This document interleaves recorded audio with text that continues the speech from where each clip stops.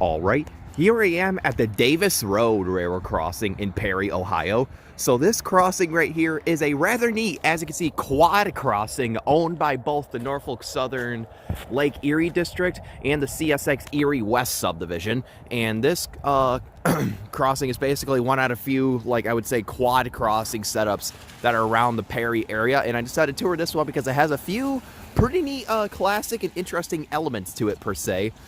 And then maybe we'll catch a train here, but then again, we're kind of trying to aim for somewhere else to go at the moment. So for now, I'm gonna go ahead and give this one a good tour. So I guess with that said, I'll explain everything as I go on, as always. So with that said, let's get on to it. So for the first signal, which is the first side of the crossing owned by NS, so for the first one, this has a Safetran base, which looks very corroded.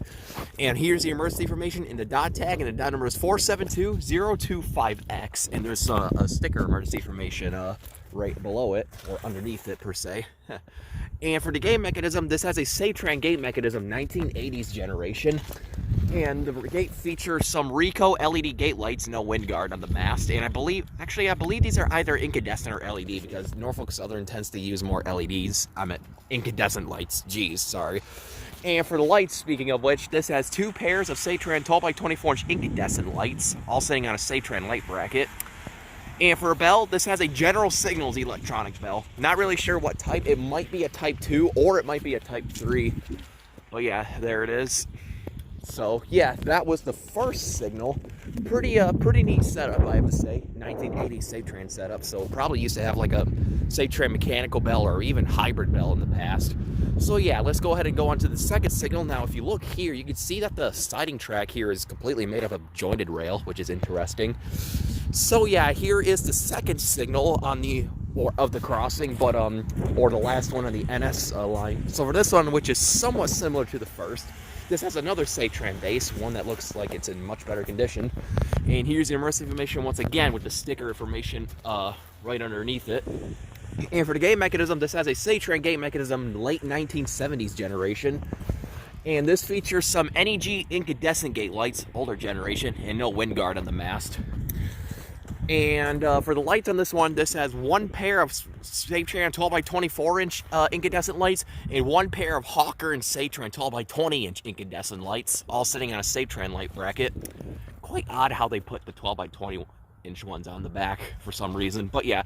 And this signal has no bell on it. So yeah, that right there is what there is to show for the Norfolk Southern crossing owned by the Lake Erie District. Here's the relay case for it, and I believe that these two crossings run on their own separate circuit, so there isn't really like special wiring of this crossing that needs to be mentioned.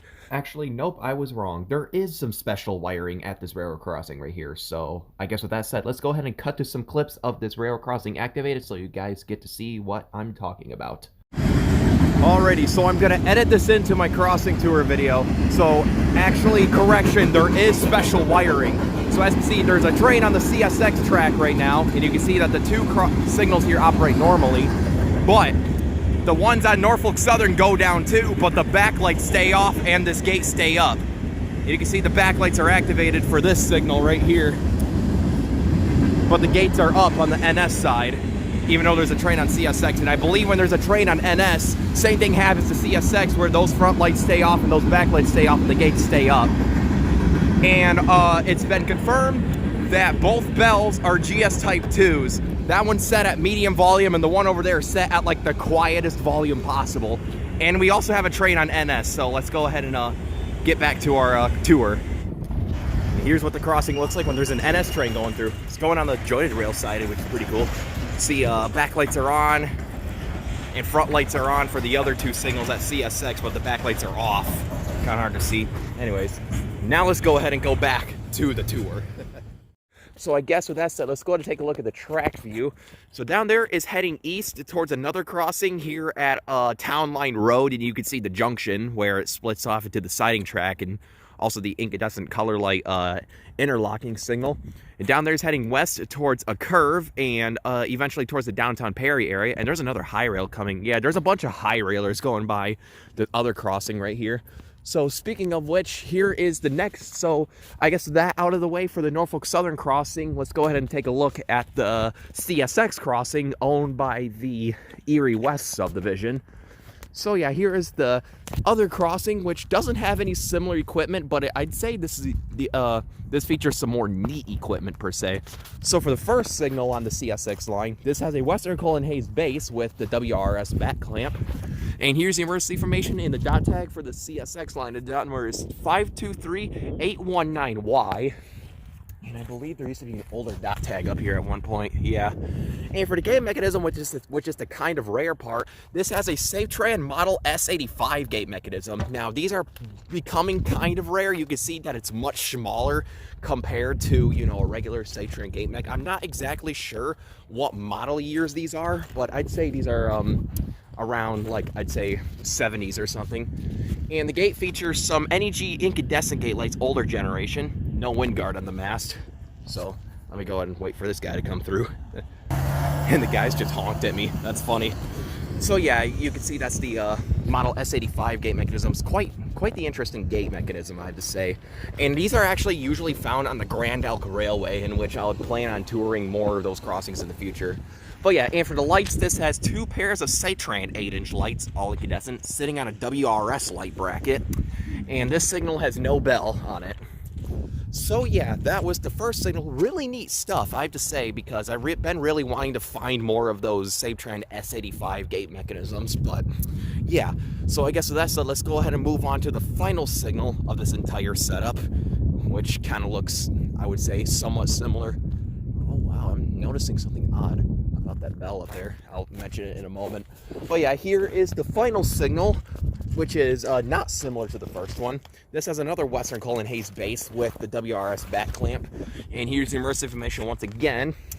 And for the... Oh, I hear something, I thought. And for the gate mechanism, this has a Siemens gate mechanism with the imprinted logo, which replaced another one of those Safetran S-85 gate mechanisms in the past. And the gate features some NEG LED gate lights, no wind guard on this one. And for the lights, this has two more pairs of Safetran 8-inch lights, all incandescent, sitting on a WRS light bracket.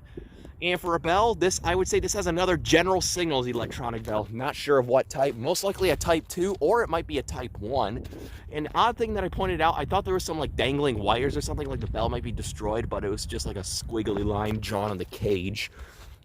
So yeah, I guess with that said, this was the Davis Road Railroad Crossings number 1 and number 2, but I decided to tour both of these since they're basically parallel, right next to each other. So here's the relay case for the CSX crossing. Quite big and quite old. So with that said, let's go ahead and take a look at the track view on this side. So down there, once again, is heading east towards the Town Line Road crossing, which is another quad setup. You could see where that high railer went. So yeah, and excuse me, and down there is heading west towards like I said, there's a big old signal bridge down there. I'm not sure what crossing this heads to, but it does head to downtown Perry, but I might have to check that out eventually. And there's also a little box over here. So yeah, I guess with all that said and done, this was the Davis Road Railroad Crossing in Perry, Ohio. So pretty neat stuff. I really like the remaining SL85, or not the SL85. I think the model of the gate mechanism is just 85 or S85. But yeah, pretty neat stuff. I gotta find out what these GSE bells are as well, because, you know, I literally just came down here to tour this crossing and hopefully catch something. So I guess with all that said, over and out.